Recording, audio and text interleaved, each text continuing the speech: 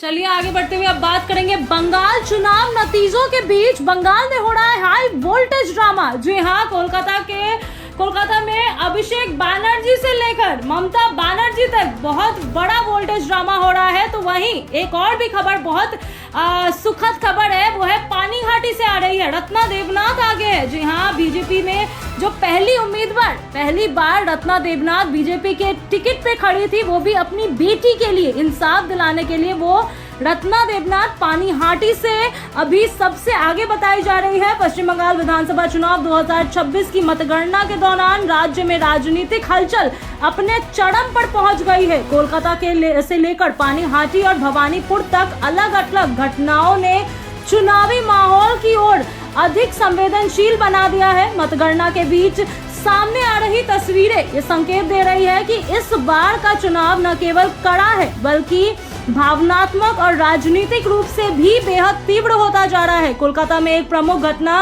उस समय सामने आई है जब तृणमूल कांग्रेस, जी हाँ, यानी कि टीएमसी के नेता अभिषेक बनर्जी को भाजपा कार्यकर्ताओं के विरोध का सामना करना पड़ा है। मतगणना के दौरान बढ़ते तनाव के बीच यह घटना सामने आई है, जहां भाजपा समर्थकों द्वारा नारेबाजी और विरोध प्रदर्शन किया गया। स्थिति कुछ समय के लिए काफी तनावपूर्ण हो गई।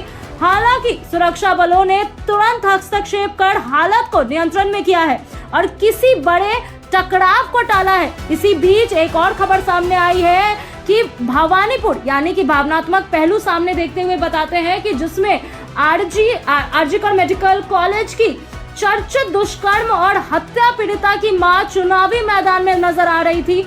यह मामला पहले से ही राज्य में गहरा प्रभाव छोड़ चुका है और अब इस परिवार को की राजनीतिक भागीदारी ने चुनाव को और भी संवेदनशील बना दिया है कहीं ना कहीं। और इस पूरे घटनाक्रम ने कानून व्यवस्था, महिला सुरक्षा और न्याय जैसे मुद्दों को फिर से केंद्र में ला दिया था। वहीं पानीहाटी विधानसभा क्षेत्र से भाजपा उम्मीदवार रत्ना देवनाथ की स्थिति भी चर्चा में है। शुरुआती रुझानों में वह बढ़त बनाती हुई नजर आई है और मतगणना केंद्र में से सामने आई तस्वीरों में उन्होंने विजय का संकेत, यानी कि विक्ट्री साइन दिखाते हुए बात कही है। यह दृश्य भाजपा खेमे में उत्साह का संकेत देती है, जबकि विरोधी दलों के लिए यह चिंता का विषय बन चुका है। पानीहाटी का यह मुकाबला राज्य की व्यापक राजनीतिक तस्वीर का एक अहम हिस्सा बन चुकी है। तो वहीं आगे बढ़ते हुए बात करेंगे कि मतगणना केंद्रों से आ रही तस्वीरों भी इस पूरे चुनाव माहौल की गंभीरता और उत्सुकता को दर्शाता है।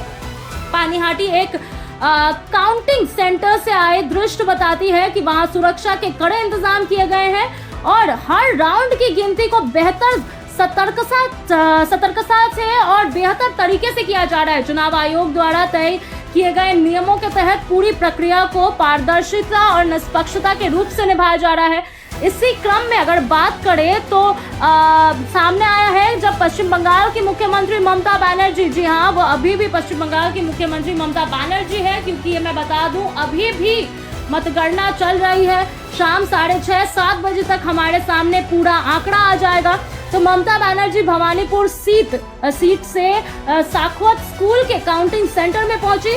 उनका यह दौरा राजनीतिक दृष्टि से काफी अहम माना जा रहा है, क्योंकि भवानीपुर उनकी पारंपरिक सीट रही है और यहाँ के नतीजे पर सभी की नजर टिकी हुई है। उनके पहुंचने से वहां मौजूद कार्यकर्ता और अधिकारियों के बीच हलचल तेज हो गई। पूरे राज्य में मतगणना के दौरान सुरक्षा व्यवस्था को और अधिक सतर्क कर दिया गया है।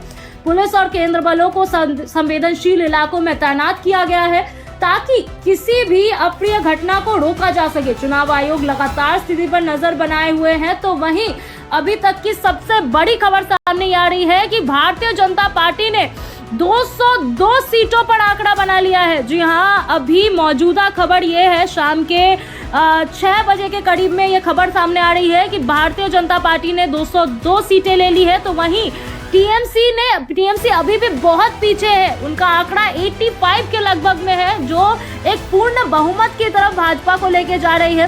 काउंटिंग जब भी अभी भी चल रही है, लगभग अभी 20 तरह की काउंटिंग हुई है, लेकिन अभी भी पूरी काउंटिंग बाकी है। तो वहीं अगर राजनीतिक विश्लेषकों का मानना है कि इस बार पश्चिम बंगाल में मुकाबला बेहद करीब था, लेकिन जो बैलेट बॉक्स से शुरू हुआ था ये मुकाबला, बैलेट बॉक्स में भी हमने सुबह 8 बजे देखा था, 8:30 बजे से जब बैलेट बॉक्स की गिनती शुरू हुई उसमें भी हमने देखा था कि बीजेपी ने अपनी बढ़त बनाई थी। लेकिन वहीं जब से ईवीएम काउंटिंग शुरू हुई है उसमें भी भाजपा आगे रहा है।